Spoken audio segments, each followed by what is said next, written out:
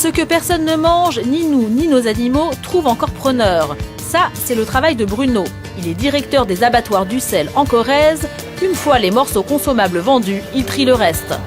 Vous voyez ces boyaux qui vont être utilisés pour faire des cordages des guitares, des violons ou autres. Voilà une des autres utilisations qu'on peut faire avec le porc.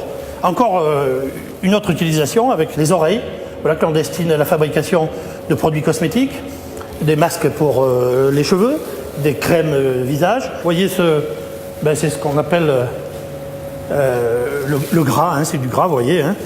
Je vous fais noter l'aspect gras et très tendre de cette partie du porc et qui eh bien, se destine à fabriquer le rouge à lèvres. Le rouge à lèvres que ces dames utilisent grassement et qui vous permet, lorsque vous vous embrassez, d'avoir un porc entre vous. Aujourd'hui, c'est justement du gras que Bruno doit livrer à un laboratoire cosmétique. Nous n'avons pas été autorisés à filmer cette étape de la transformation du porc, mais dans cette pharmacie, la propriétaire nous confirme qu'on trouve bien du gras de porc dans les rouges à lèvres. Pratiquement tous les rouges à lèvres sont faits avec de la gélatine porcine. Et dans une pharmacie, du cochon, on n'en trouve pas que dans les cosmétiques. On trouve des médicaments à base de porc, soit le médicament en lui-même, soit l'enveloppe du médicament qui est composée de gélules.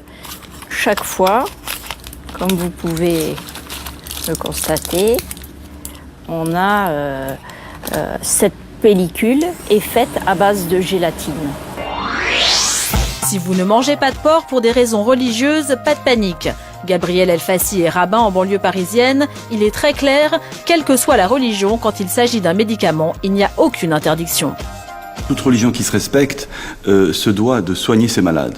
Donc à partir du moment où il y a, on va dire, un remède qui a été prescrit par son médecin, que cela contienne une matière grasse animale qui est infime, qui est presque, on va dire, inexistante, il n'y a aucun problème, on peut avaler donc ce genre de médicament. Je prends l'exemple de la gélule, bien sûr. Le cochon est donc omniprésent dans notre vie quotidienne. Désormais, vous regarderez vos pilules, vos crèmes hydratantes ou vos rouges à lèvres d'un autre œil.